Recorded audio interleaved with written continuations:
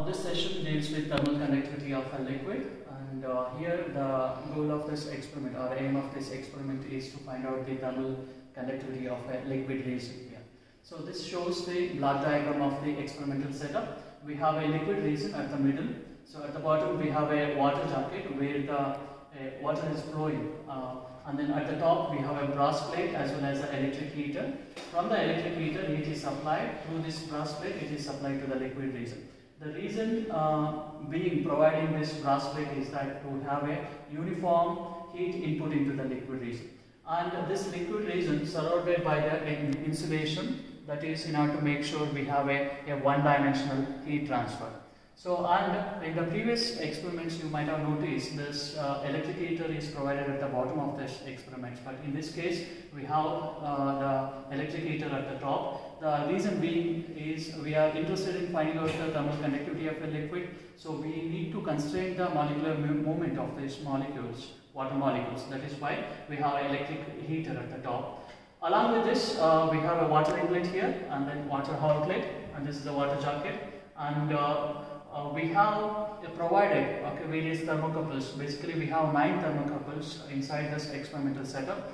The first 3 being T1, T2 and T3. These thermocouples will measure these temperatures, and the T4, T5 and T6 are provided in between these liquid resin, at the middle of the liquid resin, but we are not shown these in this experimental setup. At the bottom we have other 3 thermocouples which measures the temperatures T7, T8 and T9, and T10 is the inlet temperature of the water, and then T11 is the outlet temperature of the water. This is the experimental setup for thermal conductivity of a liquid. The first thing is we have to switch on the mains with the help of this knob here, and the second thing is we have to, with the help of this rheostat, we have to set this voltage. Normally it is set up to 80, and then corresponding reading, the voltmeter reading is noted down here. So we have to allow it for the steady state to achieve. After the steady state has been reached, I have to note down this voltmeter reading and the corresponding ammeter reading. This is the voltage and this is the current.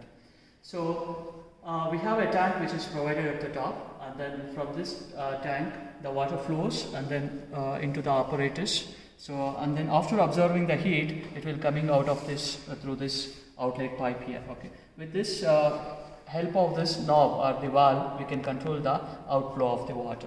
So in this box we have a liquid resin. At the top we have a electrical heater, and then in between we have a brass plate, and from the electrical heater we have a heat is transferred to the liquid resin through the brass plate, and then at the bottom we have a water jacket. So the water absorbs whatever the water is conducted in a one-dimensional direction, and then it is going out in this pipe.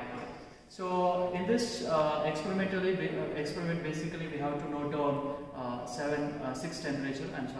The first 3 thermocouple temperatures with the help of this knob here. So if you set it to 1, you have a temperature which is corresponding to the thermocouple 1, and then if you change this knob to 2, you have a temperature which is corresponding to the second thermocouple. Similarly T3, so T1, T2, T3, and T5, T6, T7. As I said before, we are not taking those readings because those are in between the liquid resin. So and then finally we have to take T7, T8 and T9 temperatures. These temperatures corresponds to the interface between the liquid resin and the water which is flowing inside the water jacket. So after this we need 2 more temperatures, that is T10 and T11. T10 is corresponding to the thermocouple which is measuring the inlet temperature of the water, and then T11 corresponds to the thermocouple which is measuring the outlet temperature of the water. So along with this we need to measure the flow rate of the water which is flowing inside this water jacket. For this we need a flask as well as a timer. So we need to open this valve and then to take this pipe and then put it into this flask here, and then you have to simultaneously start this stopwatch for 60 seconds. How much water is collected, that has to be tabulated in the tabular column. These are the tabulated values for this experiment. we have a heat input, that is voltage, we have taken it as 68 and the current as 30. And this is the time taken for XCC. I mean, like 60 seconds we have collected this like water, and this is a 40 milliliters per minute is the collected water in that jar. And then we have, as I said in the experiment, these are the various temperatures we have. So that is T1, T2, T3, and then T7, T8, and T9.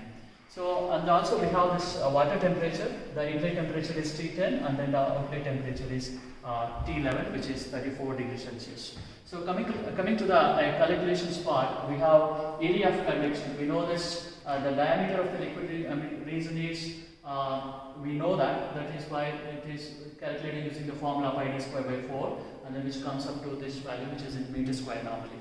So, and then we have this mass flow rate of the water. Normally this V we have from the experiment, which will be in milliliters per minute, which can be converted using this conversion factor into the kgs per second. So, and we have heat carried away by the cooling water, which is, we know this formula, that is given by Q is equal to mCp into delta T. So M we get it from previous calculation, that is a mass flow rate, and then Cp, and which is a constant, and then T11 and T10, those are the outlet and inlet temperatures of the water jacket.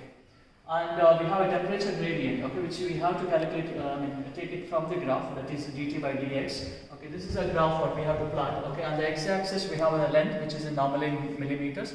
That gives the thickness of this liquid region.